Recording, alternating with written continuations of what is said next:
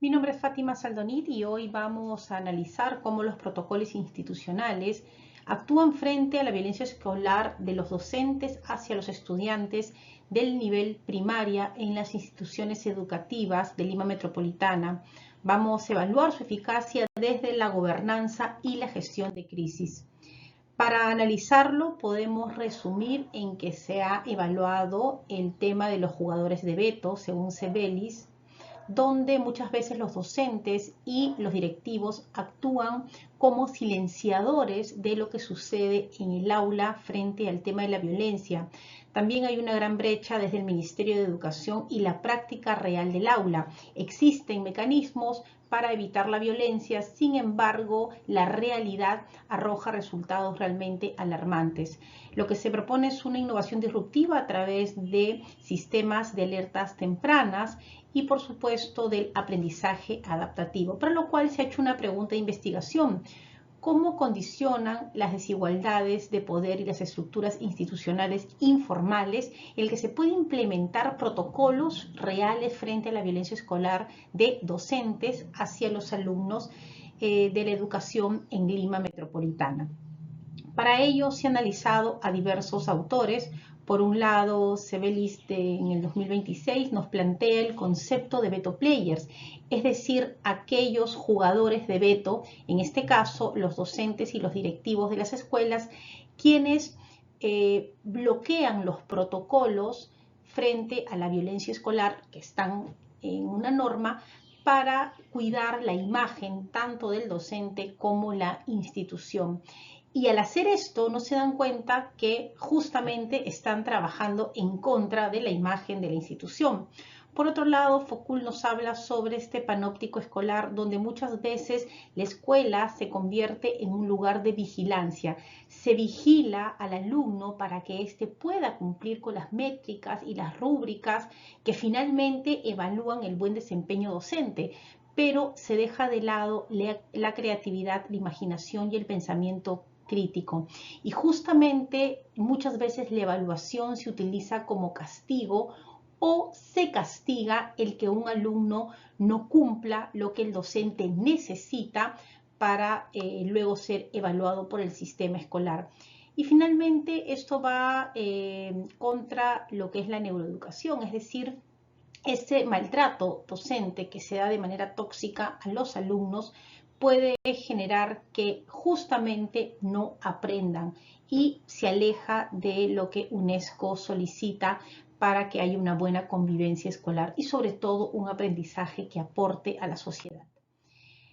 Se ha revisado para la evidencia empírica la plataforma CICB del Ministerio de Educación. Esta es una plataforma que se creó con el objetivo de tener un espacio donde denunciar la violencia en las escuelas del Perú. Escuelas donde hay violencia entre pares, pero específicamente hemos analizado la violencia entre docentes hacia los escolares. Y las cifras son alarmantes. Entre enero del 2024 y marzo del 2026 se han registrado 3.921 casos de violencia vertical en Lima Metropolitana, es decir, de docentes a alumnos.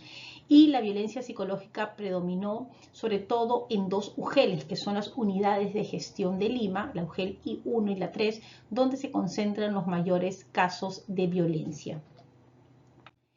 Y lo interesante es que en esta plataforma CICB muchas de las denuncias se encuentran aún en proceso. Entonces, hemos utilizado como método de investigación un enfoque cualitativo con un diseño fenomenológico institucional, y la investigación secundaria ha sido analizar de manera crítica todos los documentos preexistentes sobre este tema.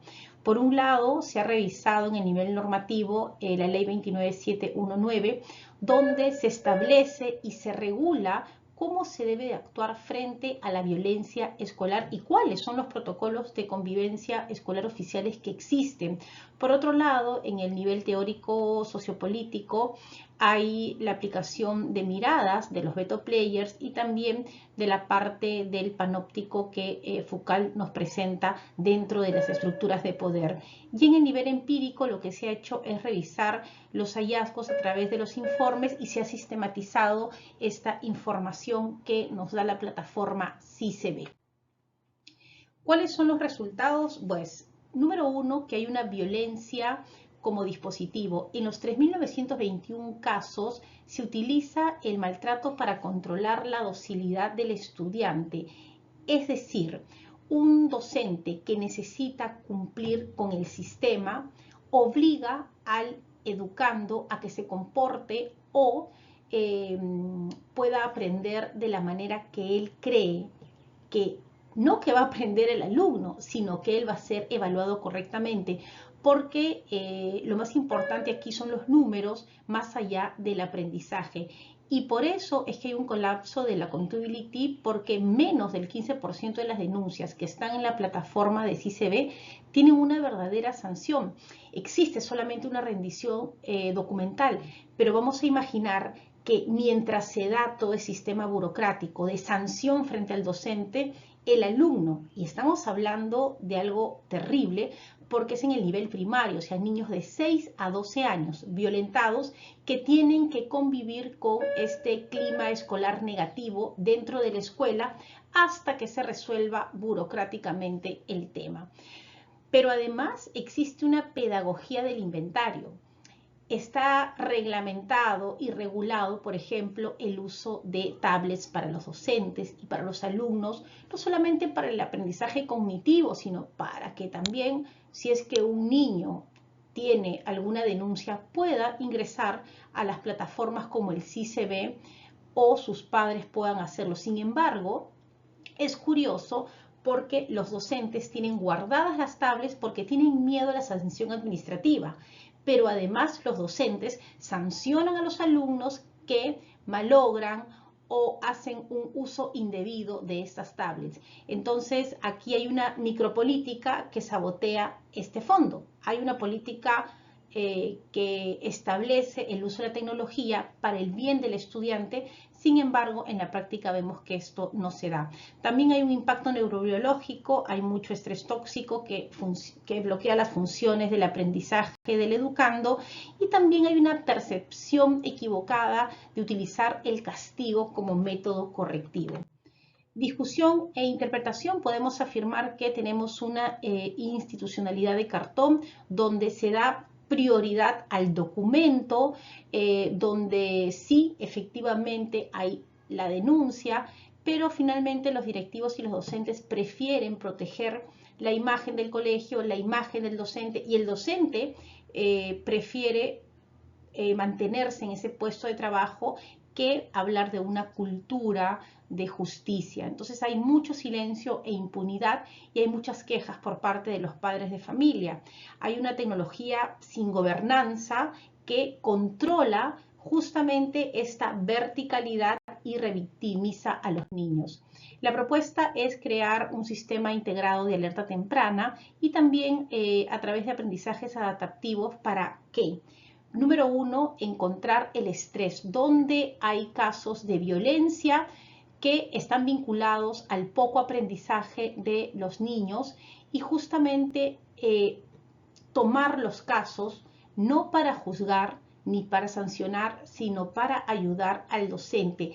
El docente está desarmado, tiene que cumplir con un montón de rúbricas y protocolos que lo dicta el Ministerio de Educación, pero el Ministerio de Educación tiene como un doble juego. Por un lado, habla del cuidado del educando, habla del cuidado del docente, pero por otro lo presiona para que cumpla estándares de calidad a nivel mundial, cuando el docente no está preparado, cuando el docente no maneja herramientas y cuando hay un clima de violencia escolar dentro del aula. Por eso es importante que se reconfigure el accountability, es decir, que haya un acompañamiento estatal a los directivos, no solamente, como decíamos, la sanción, que se implemente este SAT ético para darle prioridad a la prevención y haya finalmente una justicia restaurativa, que se capacite a los docentes en el tema de la corregulación emocional y las prácticas no punitivas, y que finalmente las políticas de uso de tecnología tengan incentivos y se sancione a aquellos jugadores de veto que interrumpen o sabotean este proceso de aprendizaje. Lo que se ha encontrado es muy alarmante, las cifras de violencia de docentes hacia los estudiantes, pero un sistema que no ayuda a que los casos simplemente se puedan resolver, pero sobre todo no ayudan a que en el futuro no haya más violencia de docentes hacia estudiantes. Esta es la propuesta de la investigación.